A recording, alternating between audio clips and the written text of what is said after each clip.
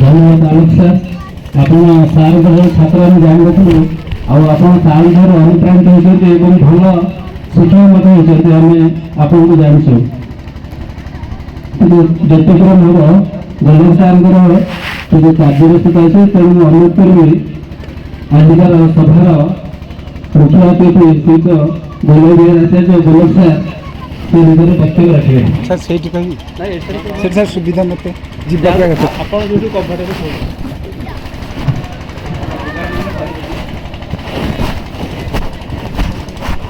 नहीं सर ये सुविधा कौन पड़ी ना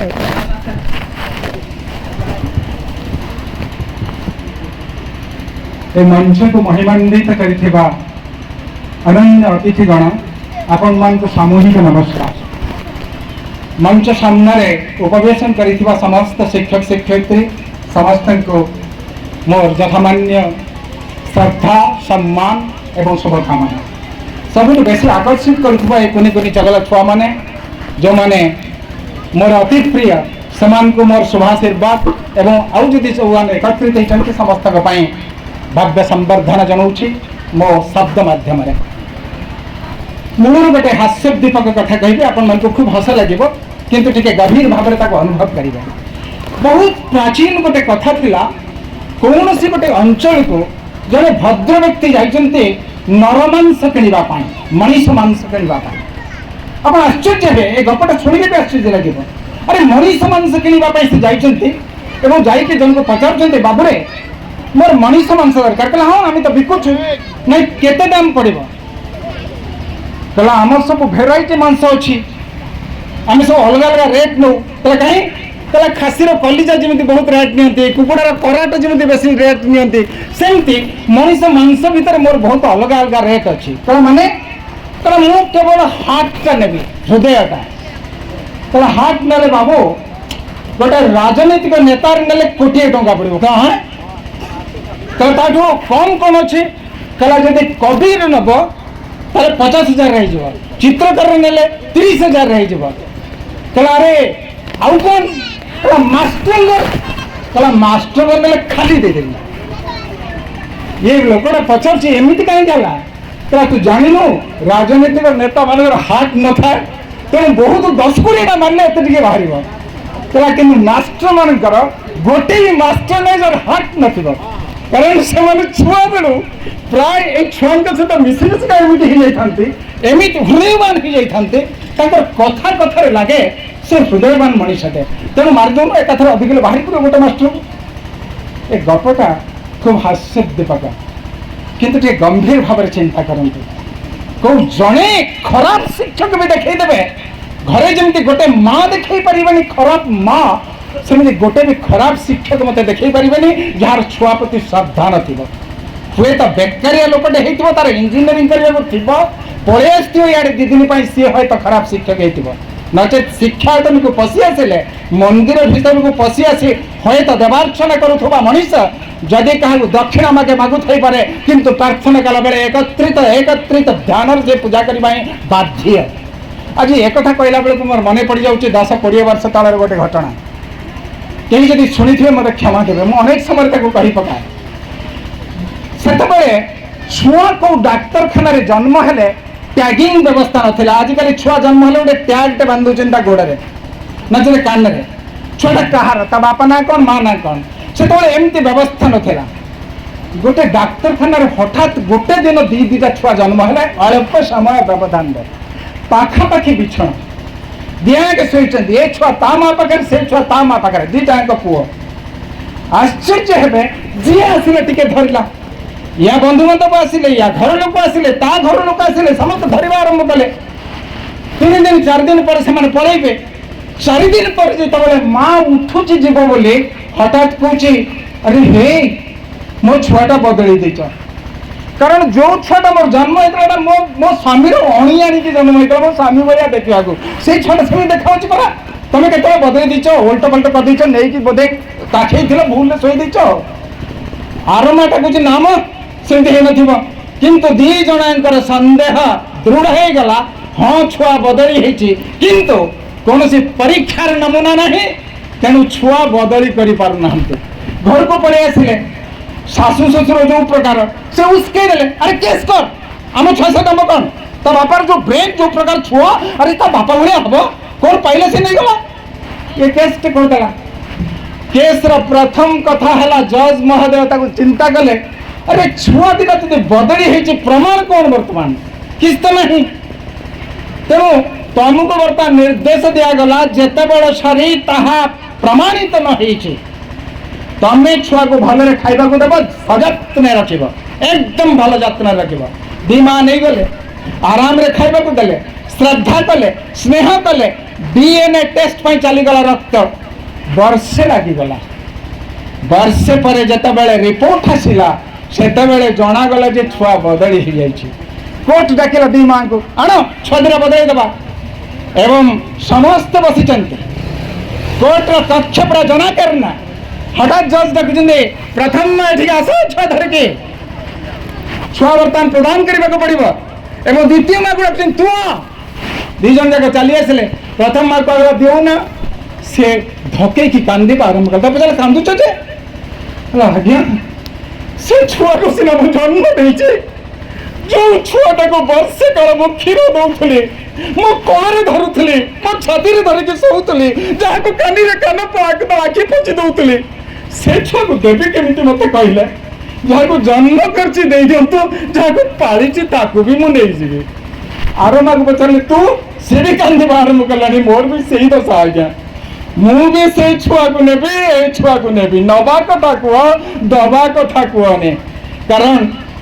सतरे कौन जेत बड़े वसुदेव घरे जन्म होइथिले देवकी देई देले सिना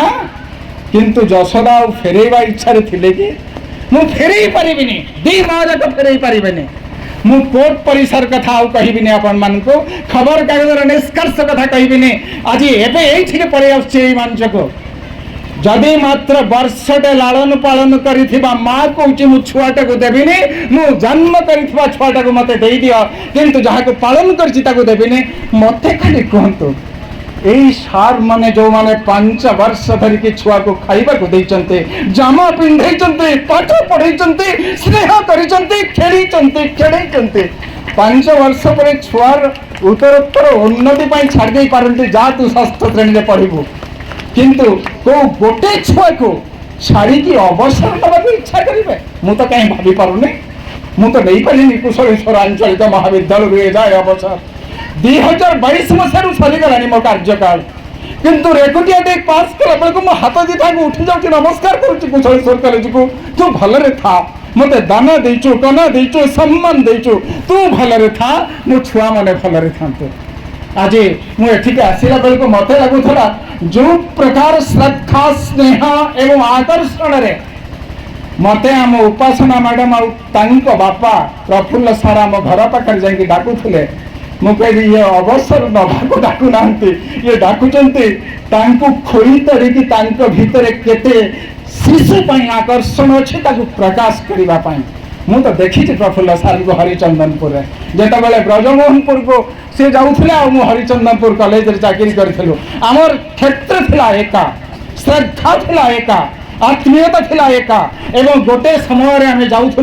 समुदाय जंगल टाक पार होके आज मुझे जिते विदाय नहीं सार को कही सार हठात गोटे दिन गोटे मंदिर भीतर को पशिगला बेले गोटे दृश्य देखिली कई जने भक्त आसिला नना को नमस्कार कला नना कहले मंदिर रे बाबू नमस्कार करंती रे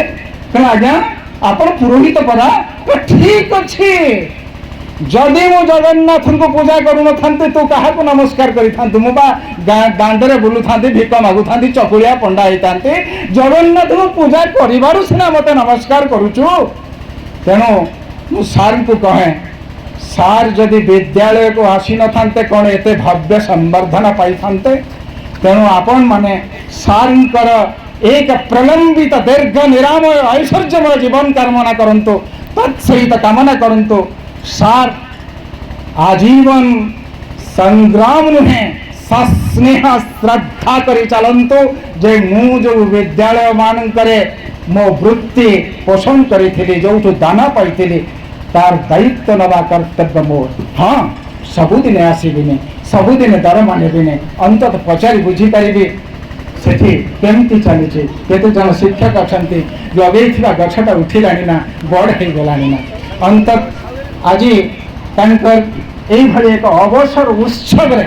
ମୁଁ ଏତକ କାମନା କରିବି। ବେଶୀ କିଛି ବକ୍ତବ୍ୟ ପ୍ରଦାନ କରିବିନି, କାରଣ ଏ ଘର୍ମୁକ୍ତ ଅବସ୍ଥାରେ ବକ୍ତବ୍ୟ ପ୍ରଦାନ କରିବାର ଧୃଷ୍ଟତା କିଛି ନଥାଏ। ଖାଲି ଏତକ କହିବି, ସାର୍ ଦୀର୍ଘଜୀବୀ ହୁଅନ୍ତୁ, ଗୋଟେ ନିରାମୟ ଐଶ୍ୱର୍ଯ୍ୟମୟ ଜୀବନ ଦିଅନ୍ତୁ, ଆପଣମାନେ ତାଙ୍କ ଦ୍ୱାରା ଅନୁପ୍ରାଣିତ ହୁଅନ୍ତୁ। ଏତକ ଏଭଳି ସଭାରେ ମୋର କାମନା। ସଭା ଶେଷରେ କହିଦିଏ, ମୁଁ ଅନେକ ଜାଗାରେ କହିଥାଏ ମୁଁ ଗୋଟେ ଚିଡ଼ିଆଖାନାର ମାଲିକ। ଉଠା ଚିଡ଼ିଆଖାନା ଆପଣମାନେ ସମସ୍ତେ ଦେଖିଥିବେ, ଯୋଉଟାକି ଜାଗର ଯାତ୍ରାରେ ପଡୁଥିଲା। ମାଲିକ ରାତି 10ଟା ବେଳେ ବୁଲୁଥିବ, ମୋ ବାଘ ଖାଇଲାଣି ନା, ମୋ ହାତୀ ଖାଇଲାଣି ନା, ଯଦି ନ ଖାଇଛି କାଲି ବେପାର ବନ୍ଦ। ମୁଁ ଠିକ୍ ସେମିତି ଘରେ ମୋର ବୟସ୍କ ବୋଉ ଆଉ ରୋଗୀଣା ସ୍ତ୍ରୀ, ମୁଁ ନା କୁଆଡ଼େ ଯିବାକୁ ରାଜି ନା କୋଉଠି ସମୟ ବ୍ୟୟ କରିବାକୁ ରାଜି। ତେଣୁ ଏଠିକି ଯେତେବେଳେ ଆସିଲି ମୋତେ ବୋଉ ପଚାରିଲା, ତୁ ମନା କରିପାରିଲୁନି? ସେତିକିବେଳେ ମୋର ମନେ ପଡୁଥିଲା ମୋ ବାପାଙ୍କର ଗୋଟେ ଶ୍ଲୋକ, ଯେ ଶ୍ଲୋକଟା ଆପଣମାନେ ସମସ୍ତେ ଶୁଣିଛନ୍ତି। ଶ୍ଲୋକ କହିବିନି, ଖାଲି କଥାଟା କହିବି। ବଳି ରାଜାଙ୍କ ଦୁଆରରେ ବାମନ ଉପଗତ ଏବଂ ବାମନ ମାଗୁଛନ୍ତି 3 ପାଦ ଭୂମି। 3 ପାଦ ଭୂମି ତ ସମ୍ଭବ ନୁହେଁ, ବଳି 3 ପାଦ ଭୂମି ଦେଇଛନ୍ତି ଯୋଉଥିରେ ଚାପି ହେଇଯାଇଛନ୍ତି ପାତାଳରେ। ମୁଁ ବାପାକୁ ପଚାରିଥିଲି ସେତେବେଳେ, ବାପା ଏ ମୂର୍ଖ ଭଗବାନ ବାମନ ରୂପରେ 3 ପାଦ ଭୂମି କାହିଁକି ମାଗିଲା, କାହିଁକି ବଳିକି ମାଗିଲାନି ତ ଜୀବନ ଦେଇଦେ। ମୁଁ ବି ସେଇଆ ମାଗୁଛି। ଆପଣ କେବେ କଥା କହିବା ଲଡ଼ାତ ବାଟରେ ଘାଟରେ ଯୋଉଠି ଦେଖା ହେବା କଥା ହେବା, ମୋତେ କିନ୍ତୁ ଅନ୍ତତଃ ମୋ ବୋଉର ଶେଷ ବୟସରେ ନିବୃତ୍ତ କରନ୍ତୁନି। ବେଶୀ ସମୟ ମୁଁ କେଉଁଠି ରହିବାକୁ ଚାହେଁନି, କାରଣ ତା ଆଶା ମୋ ପୁଅ ସବୁବେଳେ ମୋ ପାଖରେ ଥାଉ। ଅନ୍ତତଃ ସେଇତକ କର୍ତ୍ତବ୍ୟ ସମ୍ପାଦନ କରୁଛି ବୋଲି ମୁଁ ଖୁସିରେ ଅଛି, ସେଇତକରୁ ନିବୃତ୍ତ ହେବାକୁ ଚାହେଁନି। ମୋତେ କ୍ଷମା ଦେବେ, ସଭା ମଝିରୁ ମୁଁ ବିଶୃଙ୍ଖଳିତ ଆଚରଣ କରି ଭୁଲ ମାଗି କ୍ଷମା ମାଗି ପଳେଇ ଯାଉଛି। ନମସ୍କାର ଜଣାଉଛି ସମସ୍ତଙ୍କୁ ସାମୂହିକ ଭାବରେ। ଏ ସାର୍ଙ୍କର ଆଉ ଥରେ ଦୀର୍ଘ ଜୀବନ କାମନା କରୁଛି। ସାର୍ ନମସ୍କାର। ମାଙ୍କର କର୍ତ୍ତବ୍ୟ ପାଳନ କରିବ ପୁଅ, ସେଠି ଭୁଲ ମାଗିବ କାହିଁକି? ନାଇଁ ସାର୍ ମୋତେ ଯିବାକୁ ହବ। ମାର କର୍ତ୍ତବ୍ୟ ପୁଅ କରିବ, ଭୁଲ ମାଗିବାର ସାର୍ ମୋ ପାଣିଟା ଥ୍ୟାଙ୍କ ୟୁ।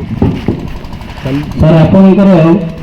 ବହୁ ମୂଲ୍ୟବାନ ବକ୍ତବ୍ୟ ଆମ ସମସ୍ତଙ୍କୁ ମନ୍ତ୍ରମୁଗ୍ଧ କରିଦେଇଛି। ତେଣୁ ଆପଣଙ୍କୁ ଏ ସଭା ତରଫରୁ ବହୁତ ବହୁତ ଧନ୍ୟବାଦ। ବର୍ତ୍ତମାନ ମୁଁ ଅନୁରୋଧ କରିବି ଆଉ ଜଣେ ସମ୍ମାନୀୟ ଅତିଥି ଶ୍ରୀମତୀ ପଦ୍ମିନୀ ଦାସ, ନମସ୍କାର ସାର୍। ପ୍ରଧାନ ଶିକ୍ଷୟିତ୍ରୀ, ମୁଁ ଶୁଣିଥିଲି ଆପଣ ଆସୁଛନ୍ତି ବୋଲି। ସାର୍ ସେଇଟା ମୁଁ ଜାଣିଛି, ମୁଁ କ'ଣ କରିବି, ଏ ଆମ ଝିଅ ଖାଇଦେବନି, ସେ ଦେଇଦେଇଛି ଆଗତୁରା ଆମ ଘରେ ନେଇକି।